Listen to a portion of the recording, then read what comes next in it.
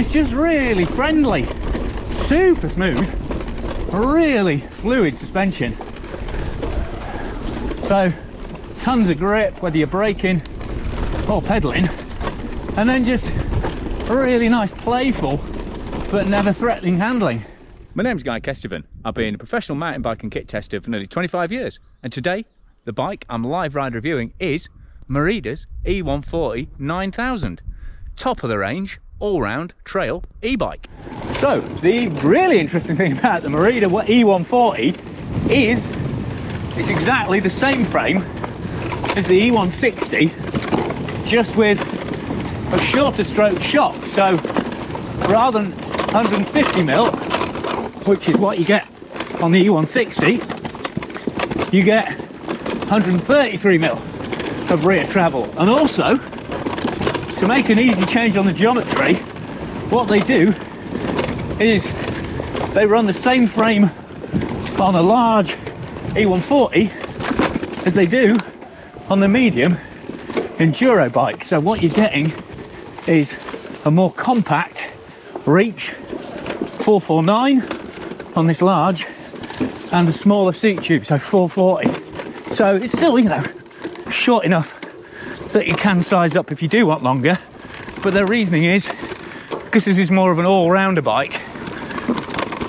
most people are going to want something a bit more agile, a bit more dynamic and movable, rather than a extra long enduro bike, which is fair enough.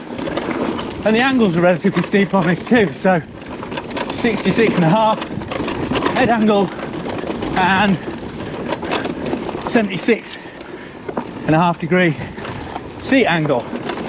So you can just feel it just takes a little bit more turning in as you're pushing into sections. That's not slacked out, but it's got 140mm 36 Elite full from the front, so you know, still decent front end on this bike in terms of taking a fair amount of cornering stress. And you've got 29 2.4 Conti tyre on the front, and then a 2.6 27.5 on the rear. So mullet, but not massively mullet, if you see what I mean. I mean, it is quite an interesting choice, I'd say, putting a mullet rear end on a 133mm trail bike. You know, you'd think they'd want the extra rolling efficiency of a 29er rear wheel, especially. You know, it's a bike that Merida say themselves is as much for getting out and touring and exploring as it is for playing around on the trails. So, but I guess, you know, it gives them model sync with the E160, and obviously that'd chuck the geometry out a bit more as well. And I think it's already as steep as you'd want to go on a bike that's obviously carrying extra weight. Although, you know, again, under 23 kilos for this model, with a carbon front end and an alloy rear end.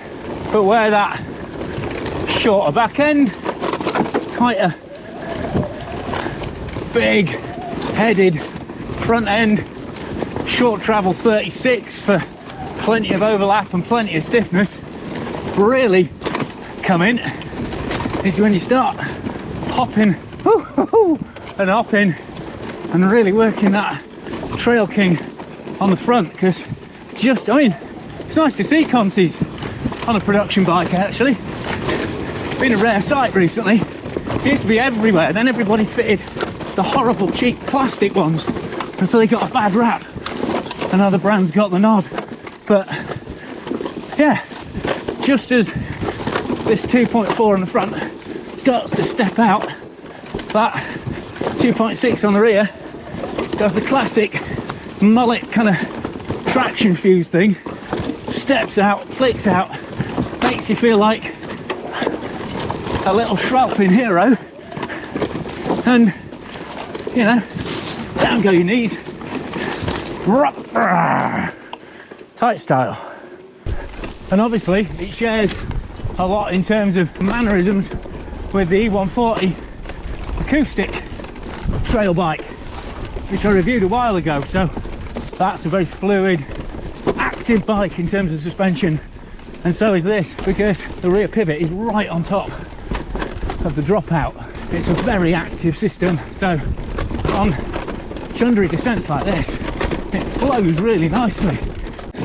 Yeah, it's just really nice, playful. Just puts its wheels exactly where you want them. You know, you're not, you're not losing the front end off things because it's way out in front or really slacked out. You got to do a little bit more. Screw these Merida bars and grips. You know, when it gets fast, you are a bit more in control of your destiny than you are on an E160, because that, you know, that's pretty much the first properly sorted enduro angle bike. But just the way you can keep the front wheel high off little low speed drops like that, pop it a bit easier, just makes it a lot more easier to navigate at slower, techier flatland speeds than the bigger bike. And obviously still got that massive strength in the front end, and while the back end is a little bit flexy, it's such a fluid suspension system, it's really not an issue. And you've got Performance Elite fork and rear shock, so you've got all the high and low speed compression damping, same as a factory. You just haven't got the gold coating or the gold coated cost. So again, it's just, you know, really well balanced in terms of kind of cost effectiveness, the spec that you are getting on it, even though it might not be full bling. And also this new EP8 motor is a lot more intuitive, pulls in power from a lot wider rev range, it's more powerful, and it's quieter too. It's a lot more tunable. I've not actually done anything with it because, to be honest, it's still giving me plenty enough grunt and eco to chat while I'm spinning up a reasonably techy climb. And again, you know, lightweight, steeper seat angle. I like the way the Merida actually say having a steeper head angle stops the front end wobbling about as much. Quite a nice bit of honest copywriting there. Slack bikes do wobble about, and a lot of people find that distraction on techie climbs. But this, dead easy to keep the front wheel weighted, keep it tracking, and then that big paddle tread with the specific chili compound. I would say these are fairly hard.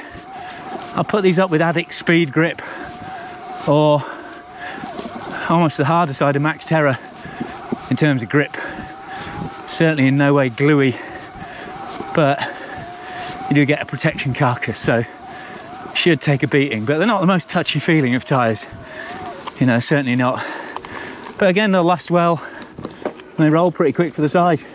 And Merida have absolutely loaded it with practical features as well. I mean, there's tons of stuff in here. So front to back, you've got a handlebar with the specific e-bike cable routing and a stem that sucks some of the wiring in as well. You've got massive head tube section, which they call, what do they call it? Thermogate, which is a bit, you know, excitable, but basically they describe it as a chimney for any heat that's building up in the battery, which is a bit frightening because chimney makes it sound like smoke's going to come out, but the whole idea is that it stops smoke coming out because it cools the battery down, which, whoa, too much talk.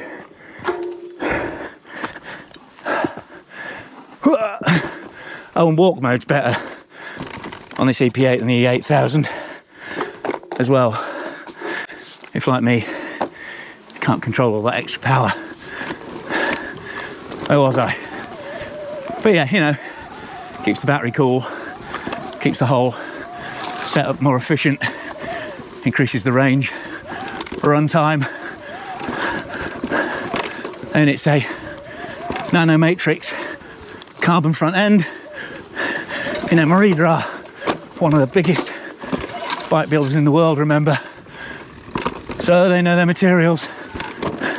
And the hydroform back end, it's actually pretty slim. There's a lot of slim, curvy tubes in there. And I would say it's not, probably go around that, a bit worried about trashing the BB. Although, that's another feature, is it's got a dual density, find my pedal. It's got a dual density protection plate on the battery, so it's got a soft outer to kind of reduce impact, and then a hard exterior, hard interior, like a toffee. No, other way around to a toffee. Oh, what am I on about? Anyway, just a double layer of protection. And also, it's an aluminium casing on the battery rather than plastic, which helps with thermal management as well. You got top spec bearings. And I've got a mate who's done a huge amount of mileage on a standard 140. And it's held up really, really well. He hasn't had a single issue with it. And he's not the smoothest rider I know. And while it's certainly not cheap for a semi-carbon bike, at basically 7 grand, it's 1,100 quid more than the 8,000, and that gets you XT, it gets you EP8 rather than E7000, it gets you the DT Swiss wheels, and it also gets you Fox 36 fork rather than the 34. I mean, to be honest, 34's okay in 140mm, but you're definitely getting a lot more accurate tracking and aggressive cornering ability and just general control with this 36 on here. Well, that's for sure. So, you know, while there's no gold on it, it is top spec in terms of control. And this full Shimano kit just works really nice. You know, nothing flash, but just works really well. Power buttons in a conventional top tube place. Got a neat little cover on top of the motor, on top of the battery charger, clicks into place. It comes with the faster spec Shimano charger as well. And that Shimano chainring is guarded with a little MRP chain device. The only real shame is that rattle and clatter when you're freewheeling, even over, you know, just relatively tame rooty bits like this, is pretty obvious. And once you kind of noticed it, I mean, sometimes it just disappears into kind of background clatter, but once you've noticed it, it is very apparent.